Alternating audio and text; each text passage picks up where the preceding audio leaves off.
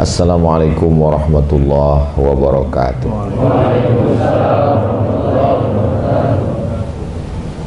Alhamdulillah wassalatu wassalamu ala Rasulillah wa ala alihi wa sahbihi wa man da'a bi da'watihi wa istanna bi sunnatihi ila yaumi liqa'i rabbih. Subhanaka la ilma lana illa ma 'allamtana innaka antal alimul hakim. Rabbi shrah li sadri wa yassir li amri wa hlul 'uqdatam min lisani yafqahu qawli. Allahumma salli ala Sayyidina Muhammad wa ala ali Sayyidina Muhammad al-Fatihi lima ughliq wal khatimi lima sabaq nasiril haqqi bil haqq al-hadi ila siratikal mustaqim wa ala alihi haqqa qadrihi wa miqdarihi al-azim. Allahumma ja'alna minal mutahabbina bi jalalik a'udhillana tahta dhilli arshika yawma la dhilla illa dhilluk. Allahumma jma'na ma'al habibil mustafa fi jannatikal ula sayyidina wa maulana wa syafi'ina wa dhukhrina Muhammad wa ala alihi wa sahbihi wa sallama tasliman kathiran mubarakan fih walhamdulillahi rabbil alamin. Laisa minna, tidak termasuk golongan kami, man lam yarham saghirana, tidak sayang kepada anak-anak, walam ya'rif syarafa kabirina, tidak hormat kepada yang tua. Tidak sayang kepada anak-anak, anak muda, anak kecil, santri, tidak memuliakan alim ulama, guru-guru, kiai, ajengan, maka bukan umat Nabi Muhammad sallallahu alaihi wasallam. Maka yang sama-sama kita hormati, insyaallah dimuliakan Allah Subhanahu wa taala.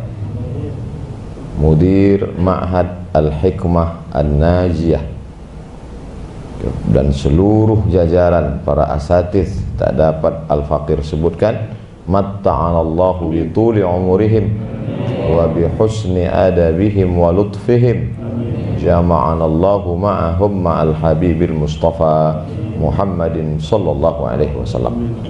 Selanjutnya adik-adik para santri santriwati sekalian, saya tidak sebut anak-anak karena saya merasa masih muda.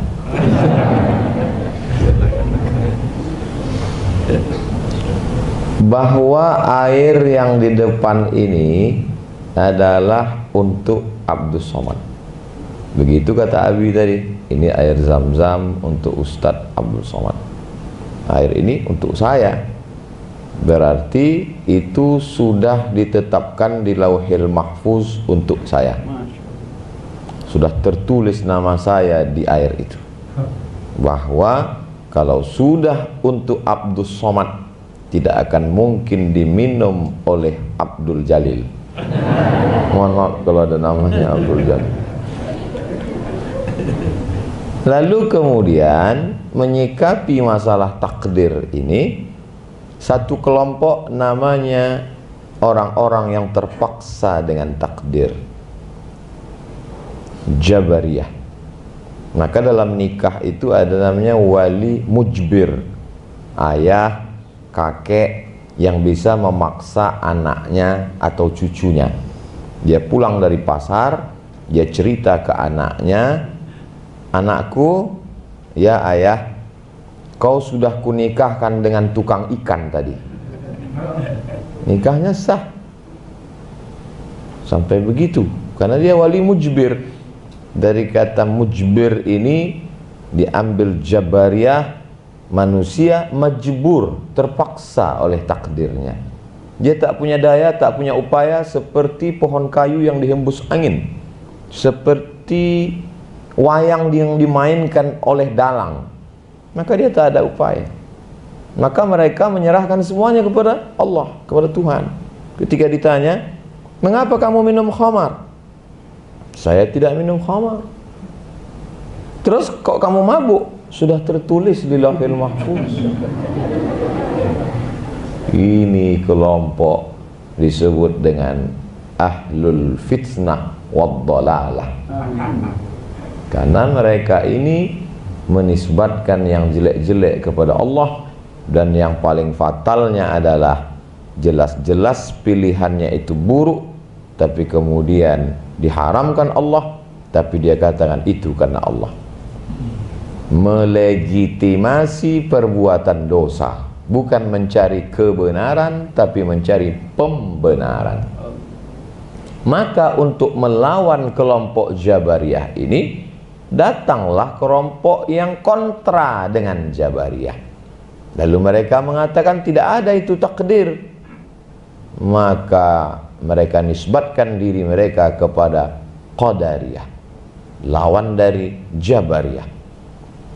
Antu'mina billah wa malaikatihi wa kutubihi wa rusulihi wal yaumil akhir. Titik. Rukun iman mereka amandemen.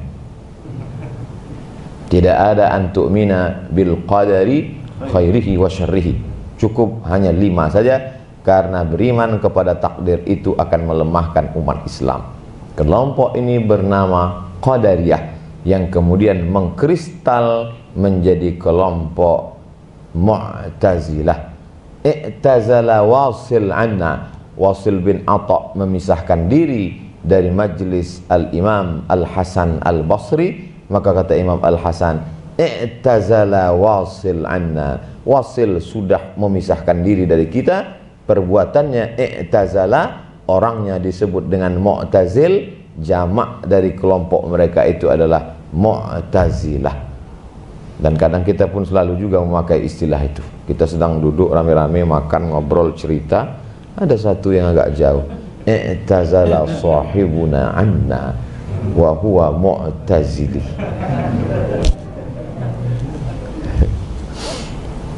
Lalu kemudian datanglah yang tidak memihak kepada kiri dan tidak ke kanan. Wa kadzalika ja'alnakum ummatan wasata. Kami jadikan kalian kelompok pertengahan. Dia percaya kepada takdir, tapi dia ada al-kasbu wal ikhtiar. Ada usaha. Setelah berusaha ternyata gagal juga, berarti dia dapat berkata qadarullah. Memang ini sudah ketetapan Allah SWT, tapi dia tidak berkata itu sebelum usaha. Berdasarkan sunnah Rasulullah SAW, ketika datang seorang sahabat menjumpai baginda, sebelum masuk ke dalam masjid, dia tambatkan hewan tunggangannya. Setelah itu dia datang bertanya, ya Rasulullah, aqiluha wa atawakkal am utliquha wa atawakkal? Apakah ku ikat, ku tambatkan dulu baru bertawakal, atau aku lepaskan saja baru bertawakal?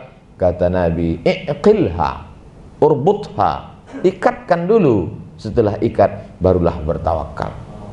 Itulah kelompok yang tengah berpegang dengan sunnah Rasulullah dan selalu berjamaah dengan as-sawadul a'zam. Mereka ini disebut dengan kelompok ahlus sunnah wal jamaah.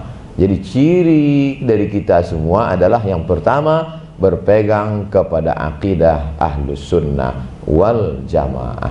Ciri dari Ma'had Al-Hikmah An-Najiyah. Ustaz dapat dari mana? Ada tulisannya.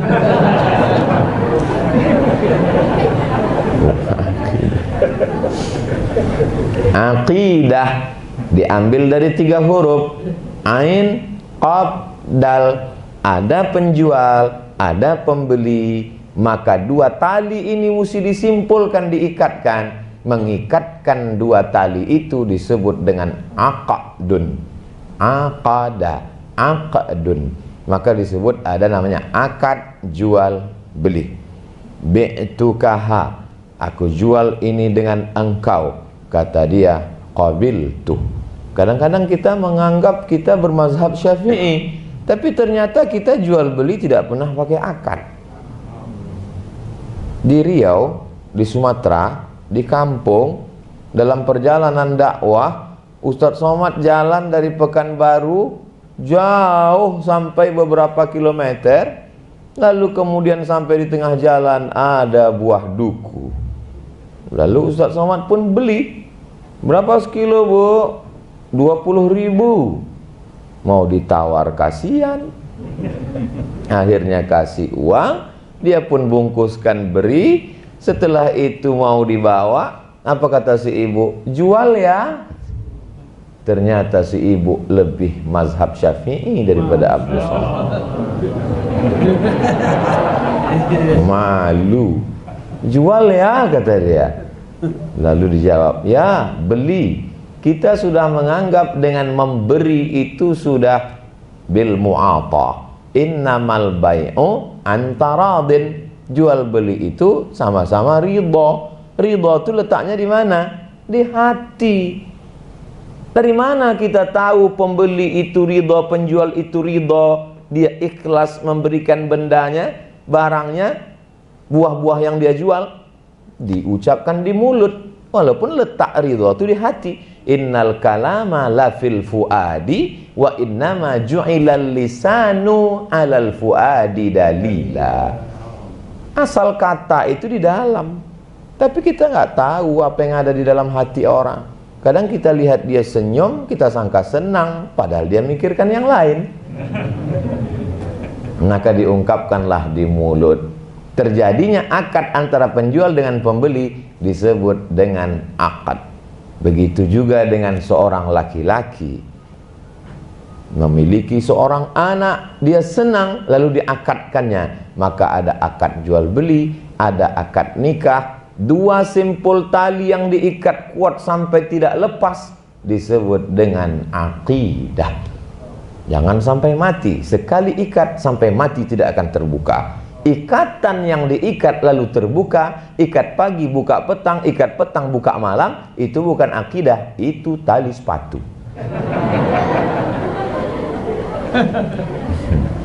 Maka kita katakan bahwa kita berakidah ahlus sunnah wal jamaah. Ustaz Abdul Somad Al-Fakir tak dapat menjelaskan akidah ahlus sunnah jamaah secara umum, tapi paling tidak kita belajar. Dulu ketika di sanawiyah kita diajarkan Al-Husunul Hamidiyah. Lalu kemudian meningkat ke atas, guru-guru mengajarkan Ad-Dasuqi ala Ummil Barahin untuk menguatkan dalam akidah Ahlus Sunnah wal Jamaah.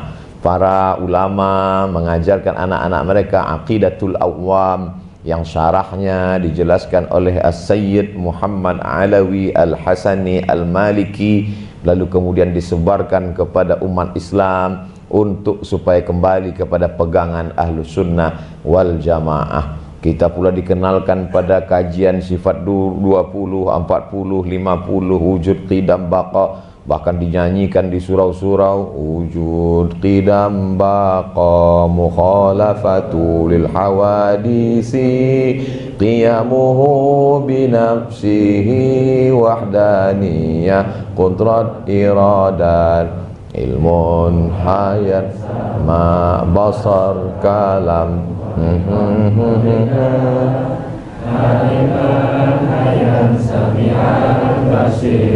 mutakalliman. Masuk akidah Ahlussunnah wal Jamaah itu ke telinga anak-anaknya sambil ibunya menyanyikan, karena ibunya mengkaji sifat 20. Sekarang anak-anak tidak lagi Ahlussunnah, orang ibunya sambil menyanyikan pulang-pulang berbadan dua. Saya kadang itu segan kalau ceramah di depan Abu ya, selalu keceplosan yang semestinya tidak layak.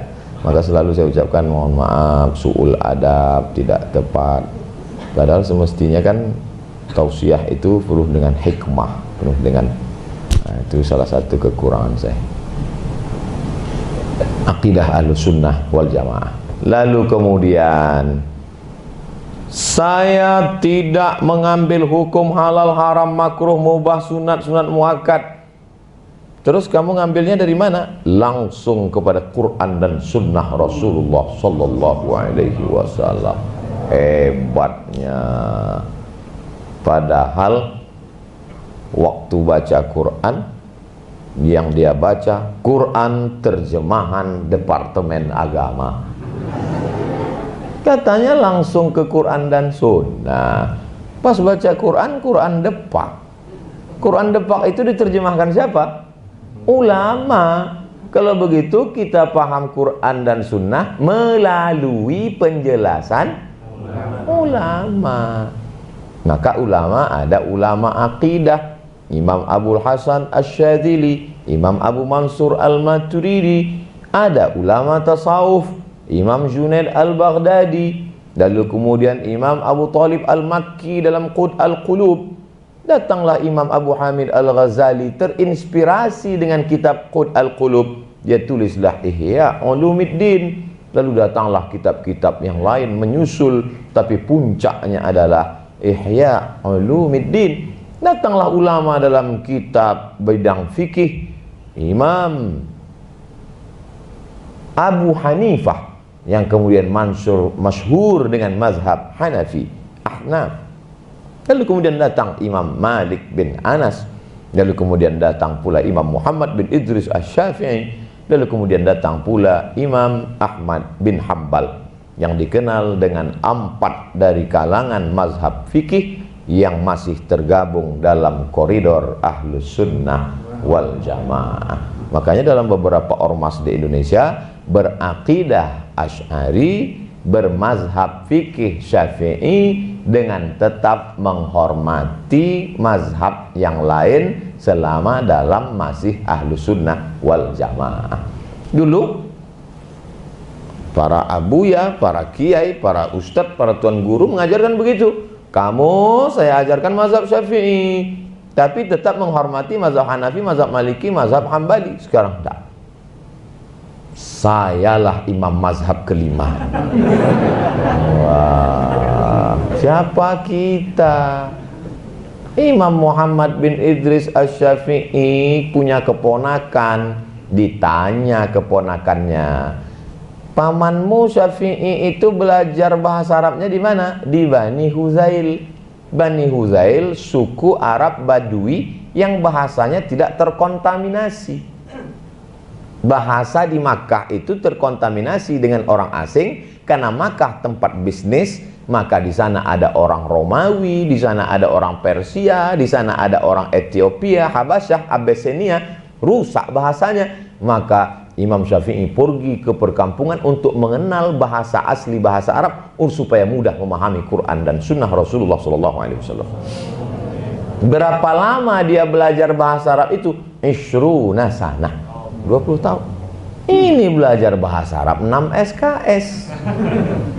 Itu pun 16 tatap muka, potong pertemuan pertama orientasi mahasiswa baru, potong pertemuan tengah semester, mid semester, potong akhir semester. Tinggal 13 tatap muka online.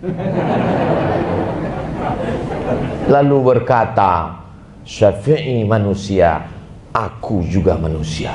Syafi'i makan, aku juga makan. Syafi'i tidur, aku juga tidur. Maka kalau Syafi'i boleh berijtihad, aku pun sama, karena kita sama-sama manusia.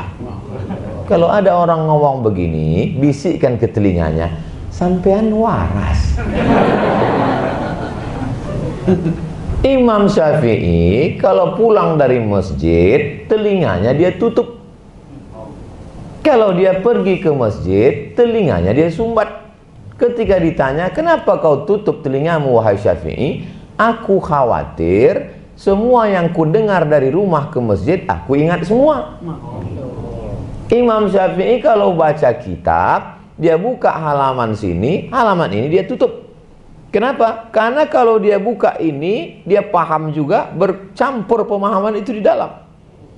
Kita, apa yang kita dengar, kalimatnya belum habis, ujungnya hilang, pangkalnya lenyap. Syakautu ila Waqi'in, aku melapor kepada Imam Waqi' guruku, su'a hifzi, hafalanku kacau. Fa arsyadani ila tarkil ma'asi, lalu Waqi' berpesan, tinggalkanlah maksiat wahai anakku. Li'annal ilma nurun, ilmu itu cahaya. Wa nurullahi la yuhda lil 'asi, cahaya Allah tak diberikan kepada orang yang melakukan perbuatan maksiat. Kira-kira maksiat apakah yang dilakukan Imam Muhammad bin Idris Asy-Syafi'i? Padahal di zamannya itu perempuan yang nampak hanya biji bola matanya saja. Sementara di zaman mujtahid imam kelima ini, perempuan matanya tertutup, yang lain terbuka. Bagaimana dia bisa berkata mari kita kembali cukup ke Quran dan hadis saja, tanpa melalui pemahaman para ulama salafun salih? Datanglah Imam Muhammad bin Idris Asy-Syafi'i ke Masjidil Haram, bolak-balik belajar kepada Imam Sufyan ibnu Uyainah. Ada dua Sufyan. Wa qala Sufyanani. Di Makkah Sufyan ibnu Uyainah, di Kufah Sufyan Ats-Tsauri. Setelah khatam ngaji dengan Imam Sufyan ibnu Uyainah, pindah ke kota Al-Madinah Al-Munawwarah. Assalamualaikum. Waalaikumsalam. Pak Gubernur ada? Ada. Pak Gubernur, bisa bawakan saya ke rumah Imam Malik bin Anas, Imamu Daril Hijrah? Kata Gubernur Madinah, andai kau suruh aku memindahkan Bukit Uhud, lebih ringan bagiku daripada menghadapi Malik bin Anas. Saking hebatnya haibah wibawa Imam Malik bin Anas. Segan saya menjumpai dia. Kita kalau dengan ulama segan. Jadi adik-adikku, kalau nanti dalam rekaman ini, kenapa sih Ustaz Somad dari sejak sampai diberikan kesempatan nggak ada melihat ke kanan ke Abi sama sekali? Karena kalau saya lihat bahan saya hilang. Maka saya ke sana terus. Tapi anak adik-adikku yang perempuan jangan curiga, saya ini udah tua. Saya udah tua, jadi mata saya nggak terlalu jelas lagi nampak. Haibah ulama. Saya semestinya duduk di bawah. Tapi kalau saya duduk di bawah, ini kamera kan sudah pasangannya di atas. Maka saya duduk di sini. Tuh, ini mesti saya jelaskan. Jangan nanti apa itu Abdul Somad, su'ul adab, Pak sopan. Mentang-mentang namanya udah ditulis satu baleho.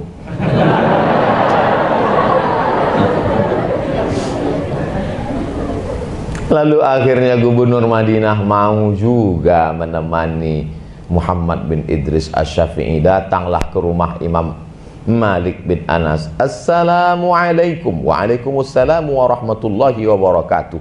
Keluar pembantunya. Ada apa? Mau ketemu Imam Malik bin Anas. Baik.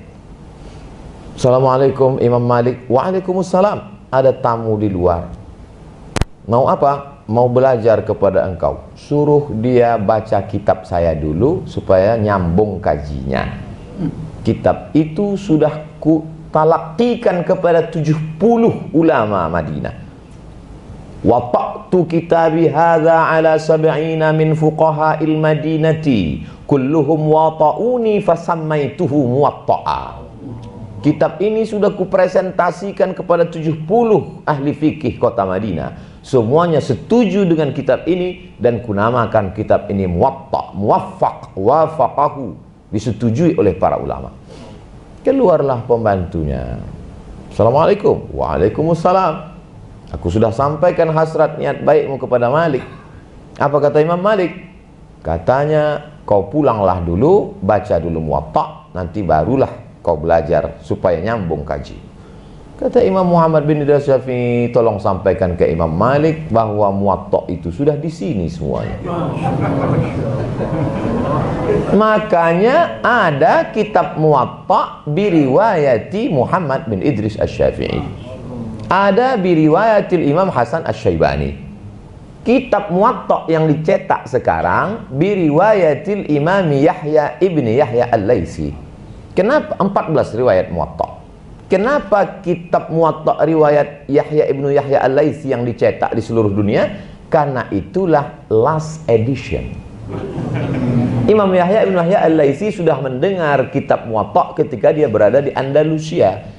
Lalu kemudian dia mendengar Imam Malik masih hidup. Dia terbang dari Andalusia ke Madinah, langsung mengambil talaqi. Maka dia punya dua sanad Muwatta', satu sanad nazil, satu bisanadil ali. Dan itu dia dengar beberapa saat sebelum Imam Malik meninggal. Maka kalau ada beberapa riwayat kitab, kita pakai kitab yang terakhir yang ditalaqtikan kepada ulama, karena itulah qaul dia yang terakhir.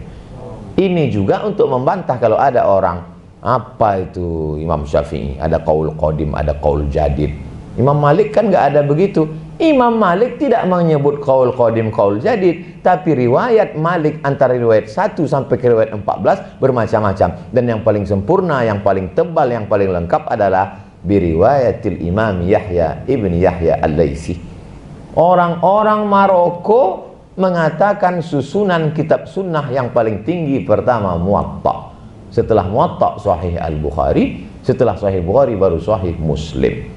Yang tidak setuju mengatakan dalam Muwatta itu banyak balaghat. Balagani an siqah. Sudah sampai hadis kepadaku dari orang siqah. Itu kan hadis mu'allaq. Sanadnya kan tidak ada, terputus. Datanglah Imam Ibnu Abdil Bar menyambungkan sanad-sanad hadis yang putus dalam kitab Muwatta. 40 tahun dia mengkaji Muwatta. Lahirlah kitab yang disebut dengan, lupa pula nama kitabnya, Tamhid lima fil Muwatta minal ma'ani wal asani. Kebetulan dulu ketika kami belajar, nama jurusannya Asanidul Muwatta was Sahihain. Sanad Muwatta, sanad Sahih Bukhari, dan sanad Sahih Muslim. Kalau mau menulis tesis keluar dari 3 kitab itu, nggak boleh. Akhirnya 3 bulan Al-Fakir tidak dapat judul.